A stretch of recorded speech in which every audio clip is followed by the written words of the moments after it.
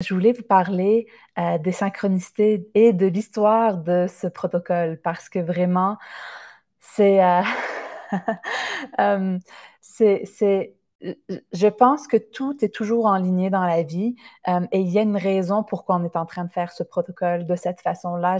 Depuis qu'on s'est connecté ce matin, je vous parle un peu de mon excitation, de ma sensation que ce programme va avoir encore plus d'impact et en fait, tout a commencé quand que, pas cet été, l'été d'avant, on avait fait une tournée en Europe. J'étais invitée à plusieurs conférences, puis en même temps, hem on voulait, aller visiter différents écovillages et là, c'est sûr que pendant notre tournée en Europe, c'était très difficile pour moi parce que, non seulement moi, je suis habituée que quand que je rencontre des nouvelles personnes, les gens vont facilement commencer à me parler de leurs problèmes de santé ou quoi que ce soit, mais pour moi, je suis capable de leur faire des liens très rapidement dans des conversations, et c'est sûr quand je suis à Montréal puis que, ben, quand qu'on était au Québec, c'était très facile à dire aux gens de: «Ah ben, juste va voir le webinaire, puis tu vas comprendre, puis je vais pouvoir te suivre». Alors que là, en Europe, non seulement ça faisait des années qu'on avait une liste d'attente, d'Européens qui voulaient faire nos programmes, puis à cause de toute la logistique des tests, des produits et cetera, et que j'avais tellement de demandes déjà juste avec mes Québécois que, c'était pas on avait une liste d'attente, puis on n'était pas rendus à pouvoir, faire des programmes en Europe et donc là, pendant ma tournée, c'est vraiment venu ça me dérangeait beaucoup parce que je rencontrais de super belles personnes, puis tout le monde me parlait de leurs problèmes et je savais que c'était très prévalent, mais je pense qu'il n'y avait pas une seule personne que j'ai rencontrée. Puis on était dans des écovillages où ils mangeaient tout du bio, il y avait une super belle, tu sais, il n'y avait pas de stress, ils étaient dans la nature. Puis là, je me disais, ah mon Dieu, même ça, si jamais ta flore est pas bonne, ça fait que tu peux encore avoir des problèmes parce qu'on est tellement, on a tellement été rendu de transmettre une mauvaise flore d'une génération à une génération que là, on est rendu avec des flores vraiment très, très hypothéquées, disons. Et donc, j'étais en Europe, puis je pouvais pas leur dire, va regarder le webinaire, puis je vais te suivre après. Puis juste avant, Philippe, mon mari, est en train de faire, justement, avait commencé déjà son doctorat en physique quantique. Puis là, il y a quelques mois avant, il me parlait d'un protocole qu'il avait entendu dans ses cours. Puis je connaissais, c'était comme un protocole de bactéries, de probiotiques, et je connaissais cette souche, cette famille de bactéries, mais pour moi, je l'utilisais cliniquement, puis elle n'avait pas été capable de tout éliminer au niveau de la flore. Ben, en fait, on faisait les tests, puis je l'utilisais comme capsule. Puis là, il me disait, non, non, non, eux, ils l'utilisent pas en capsule, ils la font vraiment se multiplier je vais vous en parler un peu plus tard. Mais en gros, il m'a dit: «Ah, ça serait quelque chose à essayer». J'ai dit: «Ah oui, c'est sûrement que ce serait quelque chose à essayer». Et là, donc, quelques semaines plus tard, je suis en Europe, je ne peux pas vraiment donner de recommandations, ces personnes sont en train de souffrir, et cetera. Et là, je me dis, bon, je suis dans un écovillage et je vais leur enseigner comment faire cette formule de bactéries, de probiotiques. Et j'avais toujours cette souche avec moi parce que c'est une souche que si jamais tu as besoin de prendre des antibiotiques ou quoi que ce soit, c'est vraiment la souche qui te protège. Ceux dans le Vitalité pour moi, vous la connaissez peut-être déjà un peu. Et donc, j'en ai toujours sur moi quand je voyage au cas où il arrive quoi que ce soit. Et là, donc dans l'écovillage où je l'ai enseigné, il y avait, un vidéaste que j'adorais ses documentaires, et lui, sa femme avait une maladie auto-immune assez sévère, c'est et là, tout d'un coup, il me dit: «Ah ben, pourquoi que tu suivrais pas, ma femme et moi je filmerais tout, puis on aurait vraiment un documentaire de, la méthode PASS avec les 7 étapes et en plus, elle avait déjà eu 2 enfants avec une autre personne, puis ses enfants avaient eu beaucoup, beaucoup de problèmes de santé. Puis moi, je parlais beaucoup de la prévention au niveau de la grossesse, et cetera. Puis il me dit, ah ben moi, je ne voulais pas nécessairement avoir des enfants avec elle parce que je savais qu'elle n'avait pas nécessairement une bonne santé, puis je ne voulais pas nécessairement avoir des enfants pour qu'ils soient malades ou quoi que ce soit. Mais si jamais on est capable de transformer sa flore, on pourrait faire un documentaire après pour qu'est-ce qu'il faut faire autour de la maternité. En tout cas, il me parlait, puis j'étais comme, oui! Et donc, ça a été la famille qu'on a décidé de faire tout le test. Puis je vais garder leur nom en termes de confidentialité juste parce que pour pas partager sur leur santé.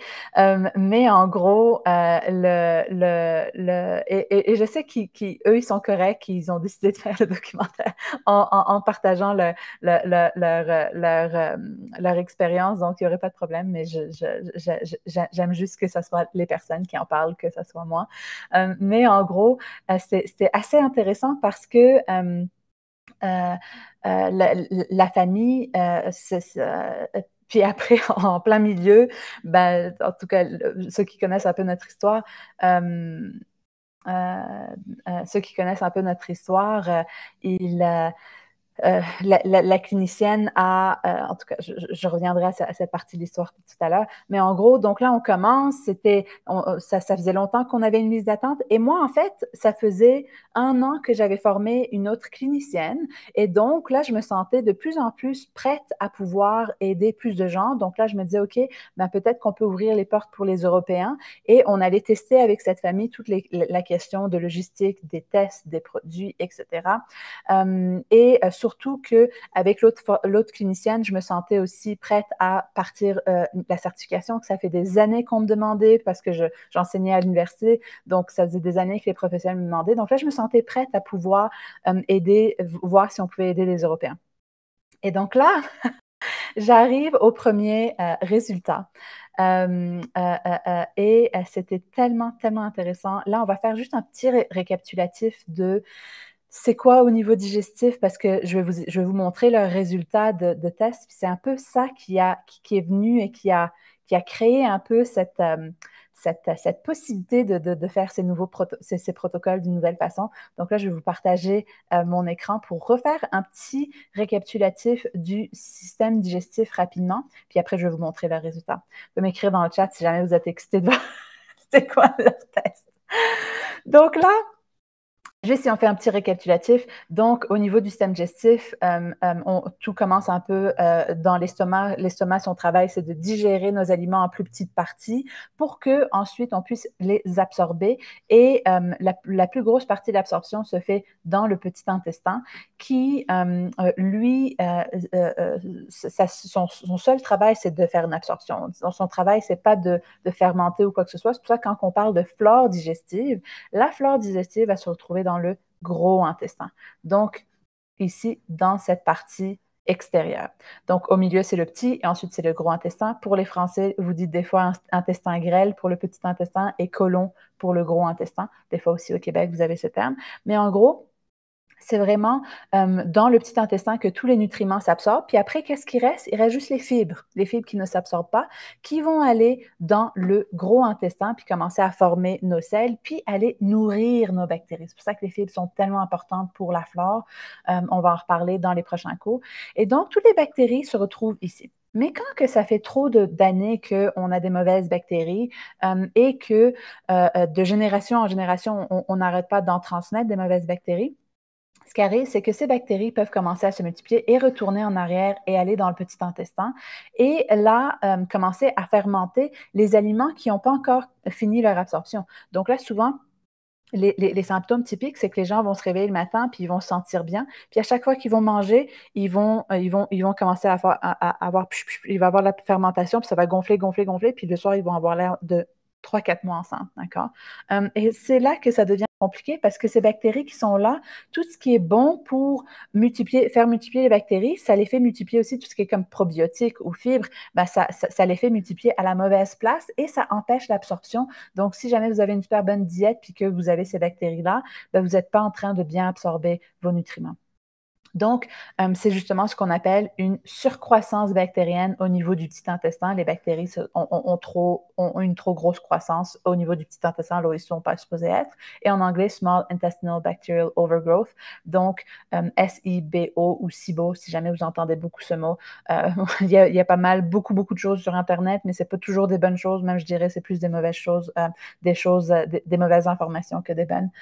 Donc, oui, justement, quelqu'un écrit dans les commentaires, la choucroute accroissait mon psoriasis beaucoup. C'est souvent quand on a eu trop de mauvaises bactéries et que là, elles sont à la mauvaise place. Et c'est à cause de de ce problème, le SIBO, que la majorité des programmes, si jamais on ne faisait pas les choses en étapes, si jamais tu prends les probiotiques avant ou quoi que ce soit, ben, tu peux nourrir les mauvaises bactéries, puis ça crée encore plus d'inflammation, donc comme les problèmes de peau ou quoi que ce soit. Et c'est pour ça qu'il y a des étapes à suivre. Et donc, quand que je suis arrivée pour faire les tests, revoir les tests de cette famille, moi, j'étais sûre que la mère en avait parce qu'elle avait une maladie auto-immune, elle avait tous les symptômes typiques du SIBO, elle ballonnait, etc. Et donc là, on arrive, ça, c'était ses résultats. Et donc, comment ça fonctionne? Il y a 2 types de familles. Il y a certains qui vont produire de l'hydrogène, d'autres qui vont produire du méthane. En gros, il faut être en dessous de 12, d'accord? Même pour le méthane, si jamais on a la constipation, il faut être en dessous de 3. Donc là, si vous voyez, tout au long, on regarde les 120 premières minutes. Après ça, on est rendu dans le gros intestin. Donc, c'est normal qu'il y ait de la fermentation. Donc là, si on regarde, ça, c'était les résultats de la mère. Elle était en dessous de 12 et à 0 ici, comme c'était des résultats parfaits. Là, je regarde ça, puis je suis comme, wow, hey, je ne m'attendais vraiment pas à ça. Je me dis, OK, bon, elle a pas de SIBO, bonne nouvelle, mais ça me surprenait parce que je me disais, elle avait les symptômes typiques. En plus, une maladie auto-immune, c'est souvent présent dans l'auto-immunité, pas tout le temps, mais ça l'est souvent. Là, je me disais, OK, ben c'est bien. Puis là, je vois les résultats des enfants. Et là, je vais vous montrer le premier enfant. Et vous voyez, les enfants sont comme au-dessus de 12. Les résultats, le premier enfant est positif. Le deuxième enfant l'est encore plus. Lui, regardez, monté à 100.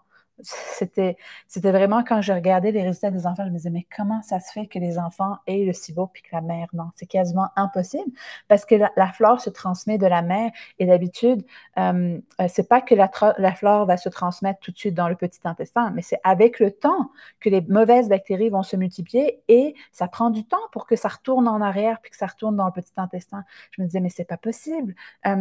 C'est clair que si les enfants ont eu le temps que leurs mauvaises bactéries se multiplient et retournent en arrière, c'est clair que la mère ait eu ça. Puis là, grosse, et là, je me dis, bon, je vais leur parler, peut-être qu'ils ont échangé les tubes ou quoi que ce soit. Donc là, je suis dans la session et je pose, et là, j'ai comme un flash pendant la session. Et je demande à la mère, hey, est-ce que tu as pris la formule de probiotiques que j'ai montrée à l'Éco-Village? Puis elle me dit, ah oui, je la prends tous les jours depuis que tu nous l'as montrée. Puis ça faisait quelques semaines qu'on avait été là. Et là, je regarde comme ça, puis je dis, attends une seconde. Et là, est-ce que, est-ce que les enfants l'ont pris? Puis là, elle me dit, ah non, j'ai pas pensé leur donner, surtout qu'ils sont très, c'était des enfants qui avaient beaucoup, beaucoup des rages de sucre, ils aimaient manger le junk, etc. Alors qu'ils vivaient sur un éco-village, ils avaient toujours, toujours envie de manger parce que souvent, rappelez-vous, quand on a des champignons, des candidats dans notre flore, ce que ça fait, c'est que ça nous crée des grosses rages de sucre incontrôlables. Et donc là, je me suis dit, oh mon Dieu, imagine que c'était cette formule qui a enlevé les bactéries dans la flore de la mer. Là, j'ai commencé à être excitée. Oh mon Dieu, peut-être que ce protocole pourrait fonctionner et qu'on serait capable de l'enseigner à plus de personnes sans avoir besoin des gros encadrements cliniques parce que dans les programmes cliniques, quand on essaie de détruire des bactéries, c'est des gros programmes, des gros protocoles qui, si jamais on ne les fait pas dans les bonnes étapes, on peut empirer la flore si jamais on ne fait pas la grosse réparation après. Donc là, je me disais, oh mon Dieu, ça pourrait être extraordinaire. Et en termes de timing, imaginez-vous ça en termes de timing. J'ai eu le rendez-vous 2 semaines avant que la clinicienne que j'avais formée me dise qu'elle voulait retourner aux études.